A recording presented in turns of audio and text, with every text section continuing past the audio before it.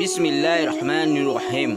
آخر حضرت خدیجہ کو بغیر نماز جنازہ کے کیوں دفن کر دیا گیا؟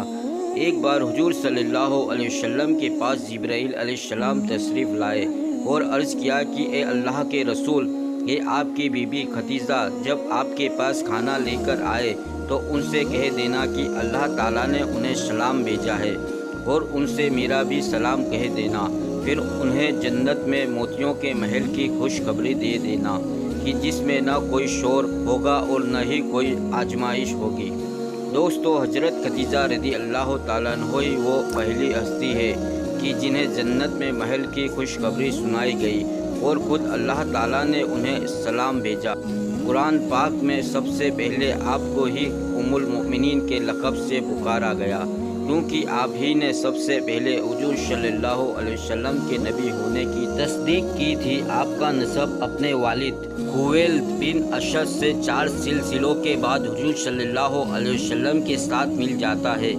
بچپن ہی میں آپ کے والد کا انتقال ہو گیا تھا اور پھر آپ کی امی نے آپ کو پالا پوسا، لیکن اتفاق یہ کہ آپ کی امی بھی زیادہ دن زندہ نہ رہ سکی اور ایک جنگ میں انہیں بھی شہید کر دیا گیا۔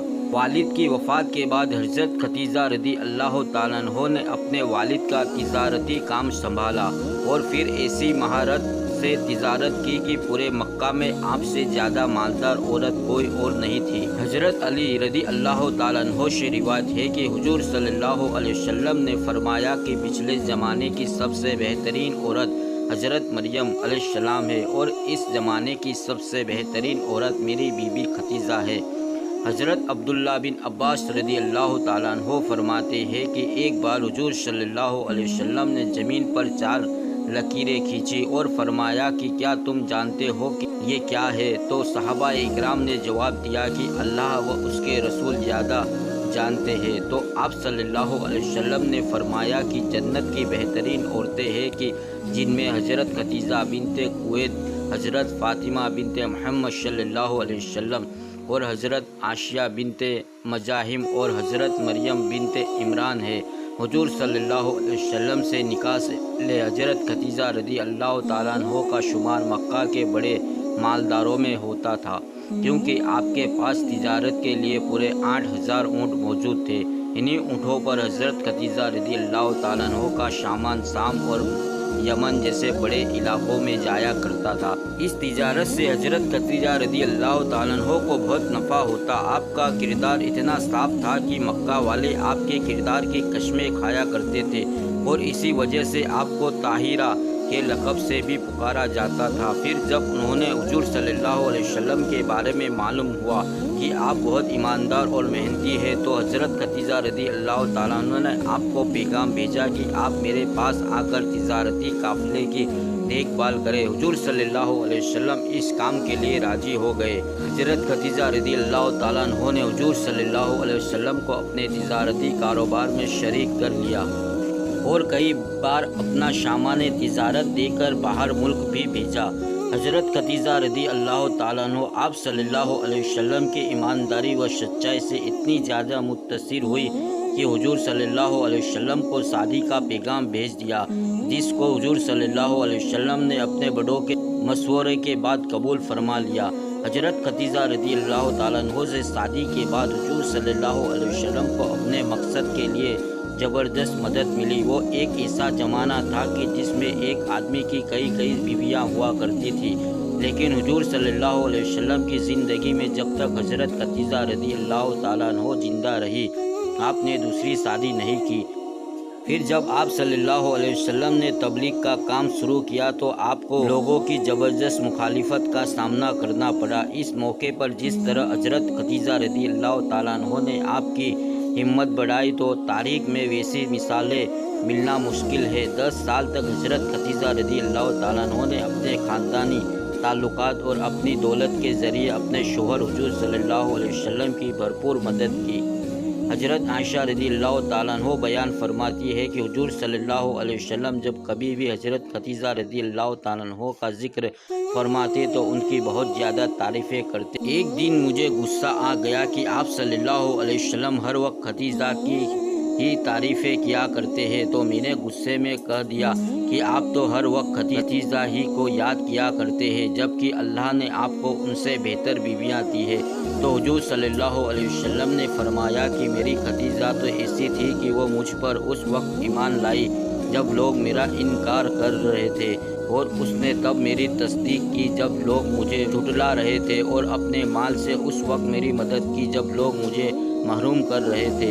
हिजरत से 3 साल पहले 10 रमज़ानुल मुबारक को हज़रत खदीजा रज़ी अल्लाह ताला अन्हा की वफ़ात हो गई। हज़रत खदीजा रज़ी अल्लाह ताला अन्हा हुज़ूर सल्लल्लाहु अलैहि वसल्लम की पहली बीवी थी, और आप सल्लल्लाहु अलैहि वसल्लम को हज़रत खदीजा रज़ी अल्लाह ताला अन्हा से बहुत मोहब्बत थी, यहाँ तक कि उनकी ज़िंदगी में आप सल्लल्लाहु अलैहि वसल्लम से दूसरा कोई निकाह नहीं फरमाया। लेकिन क्या आप जानते हैं कि हज़रत खदीजा रज़ी अल्लाह ताला अन्हा की वफ़ात पर उनकी नमाज जनाजा क्यों नहीं पढ़ाई गई? आखिर वो क्या वजह थी कि हुजूर सल्लल्लाहु अलैहि वसल्लम ने अपनी इस पहली बीवी को बगैर नमाज जनाजा के ही दफन कर दिया?